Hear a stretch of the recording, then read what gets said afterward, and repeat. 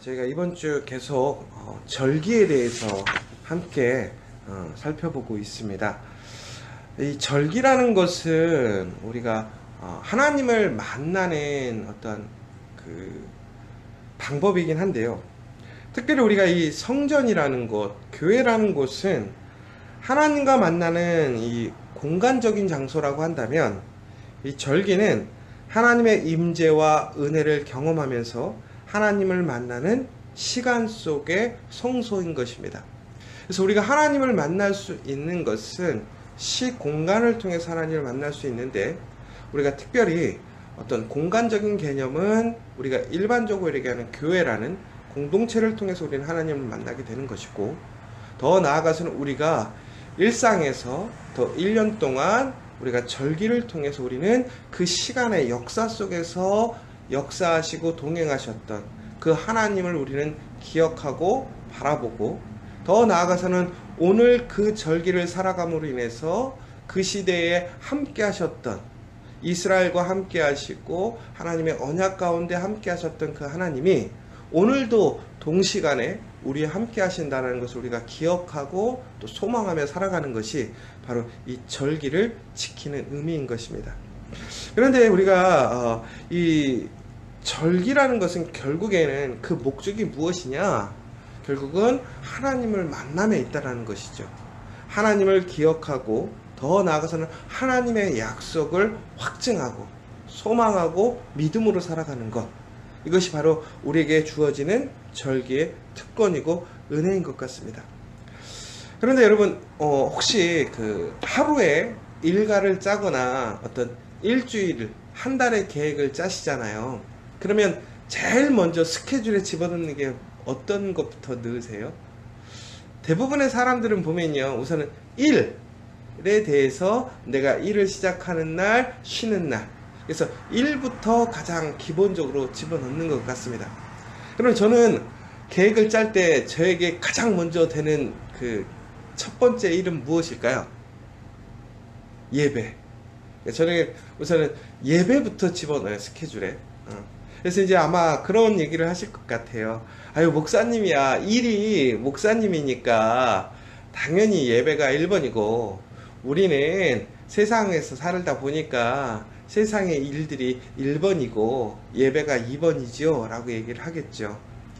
그런데 오늘 이 절기라는 것들을 보자면, 이 절기 가운데서 가장 중요한 일들이 무엇이었냐면, 첫 번째는 모든 일을 하지 말라는 거예요.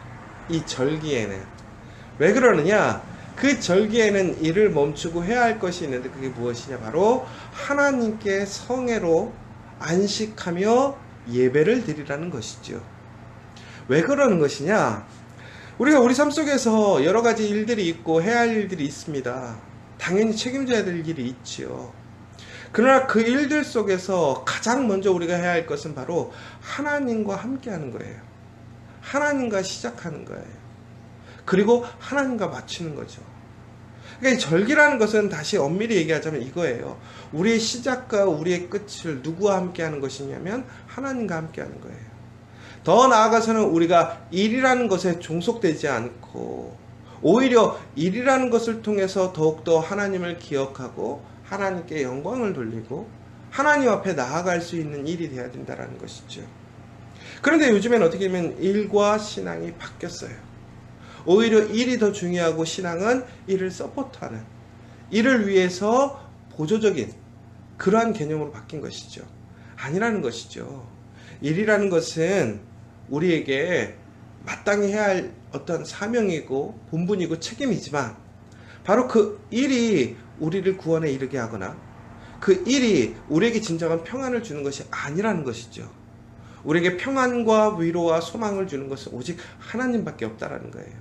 그래서 이스라엘 사람들은 이 절기를 통해서 종국에는 그 의미를 다시 한번 되새기는 것이고, 우리가 더욱더 하나님 앞에서 하나님을 만나는 데 힘쓰는 것이고, 그 하나님을 고백하는 것이 바로 이 절기라는 것이죠.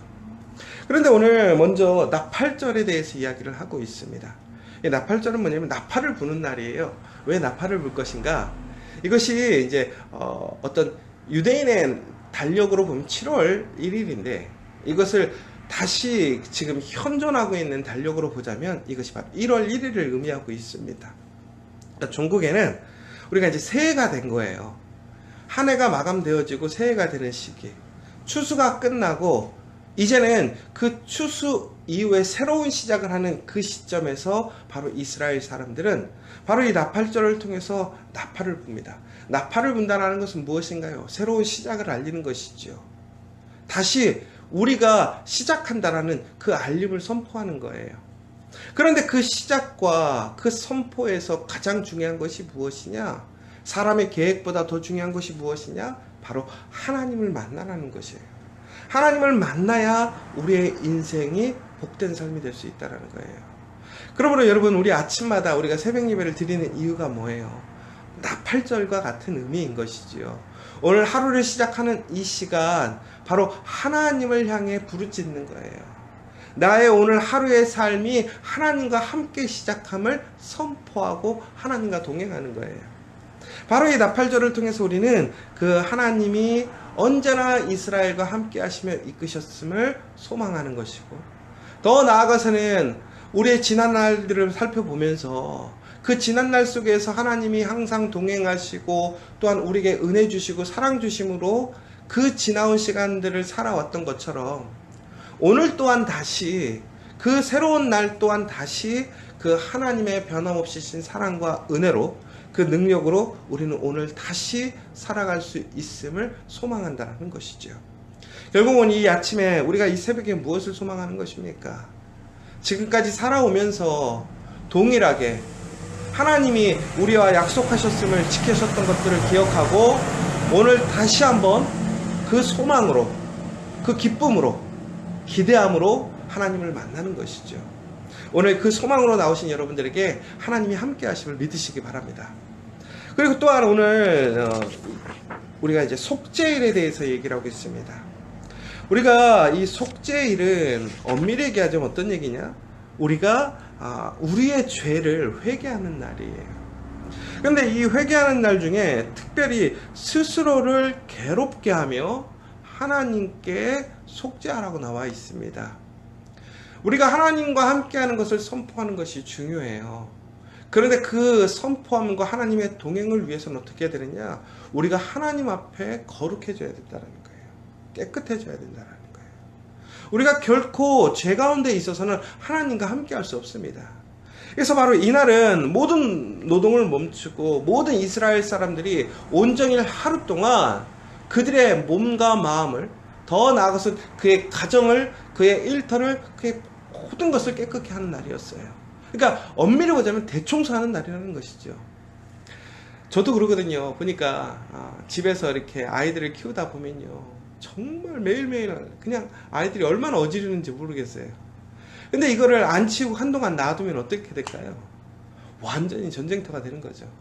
살아갈 수가 없는 거예요. 오히려 주객이 전도돼가지고 쓰레기에 뒤집혀가지고 삶을 살아갈 수가 없게 되는 것이죠. 그런데 우리가 정말 건강하고 온전한 삶, 내가 누리는 삶을 살려면 어떻게 해야 돼요? 우리의 삶을 정리를 해야 돼요. 깨끗하게 해야 돼요. 그래서 우리가 어떤 이런 얘기들이 있잖아요. 우리가 인생을 새롭게 시작하거나 혹은 새로운 도전을 하려면 제일 먼저 해야 될 게 뭐냐면 책상부터 치우라고 하잖아요. 방부터 치우라고 하잖아요. 왜? 우리의 몸과 마음이, 우리의 환경이 정리가 되지 않으면 결코 우리는 새로운 일을 시작할 수가 없어요. 새로운 힘을 받을 수 없다라는 거죠. 마찬가지인 거죠. 우리가 하나님 안에서 새로운 삶을 살기를 소망합니다. 새로운 일을 하려고 합니다. 그런데 그 시작에 가장 중요한 것이 무엇이냐? 바로 우리의 과거에 잘못된 것, 우리의 찌든 때들을 깨끗하게 씻는 일들이 중요하다는 거예요. 그런데 이 속죄를 통해서 보면 이 속죄의 과정이 쉬운 과정이 아닙니다. 그날은 우리의 몸을 괴롭게 한다는 의미가 무엇이었냐면 금식을 한다든가 혹은 몸을 불편하게 한다든가 절제를 한다든가 이런 식으로 우리가 그 하루 온전히 어떻게 하는 거냐면 불편함을 경험하는 거예요. 왜 불편함을 경험하는가? 바로 우리가 그러한 그러니까 죄를 짓고 살아간 삶에 그러한 심판, 그러한 불편함을 느끼는 거예요. 그러므로 인해서 우리는 어떻게 깨끗해지는 삶, 거룩해지는 삶, 새 사람이 되었을 때 우리가 그 삶 속에서 누리는 그러한 기쁨과 편안함을 우리가 소망하며 그 하루를 철저히 회개하고 정리하는 시간을 갖는다라는 것이죠. 그런데 우리가 이제는 속죄를 통해서 우리가 하루를 금식하거나 뭔가 힘들게 살아가지 않아도 우리는 어떻게 되느냐? 하나님 앞에 깨끗하게 살아갈 수 있게 되었죠. 왜요? 바로 예수 그리스도를 통해서. 우리는 예수를 통해서 우리가 매일매일 하루를 시작함에 있어서 그리스도와 함께하고 또 하나님이 나의 삶을 주관한다라고 하는 것을 선포하면서 동시에 우리는 거룩하게 나아갈 수 있는 거예요. 누구로 인해서? 예수로 인하여. 여러분, 오늘 이 새벽에 우리가 그 영광과 은혜를 누리고 있습니다. 하나님과 동행하고 더 나아가서는 하나님 안에서 거룩한 그 삶으로 시작하는 여러분의 삶 속에서는 하나님이 함께 하시고 힘주심을 기억하시기 바랍니다. 그러므로 오늘 우리에게는 소망이 있는 거예요. 희망이 있는 거예요. 능력이 있는 거예요. 이스라엘 사람들이 왜 절기를 지켰습니까? 바로 그들의 삶 속에서 잘 되는 날도 있고 실수하는 날도 있고 하나님께 심판받는 날도 있었어요. 그러나 철저히 하나님 말씀에 순종하고 그들이 돌이켰을 때는 하나님의 은혜가 그들의 가정에, 그들의 일터에, 그들의 공동체에 임했습니다. 그들에게 놀라운 부흥이 일어났어요. 변화가 일어났어요. 하나님의 역사가 일어났다는 것이지요. 바로 오늘 우리는 그 소망을 통해서, 그 절기를 통해서 다시 한번 하나님 앞에 하나님 중심의 삶으로 바뀌기를 소망하는 것이고, 더 나아가서는 일이 중심이 아니라 바로 하나님이 중심이고 하나님이 먼저이고 하나님을 통해 우리가 나아간다라는 그 선포가 바로 우리의 그 삶이 되어야 된다는 것입니다. 우리에게 오늘 다시 한번 절기가 우리에게 이러한 것들을 알려주고 있습니다. 우리는 절기를 통해서 가정과 공동체가 신앙의 전통과 그리스도인으로서의 정체성을 지켜가도록 권면하고 있고, 또한 우리는 그렇게 살기를 작정해야 될 것입니다.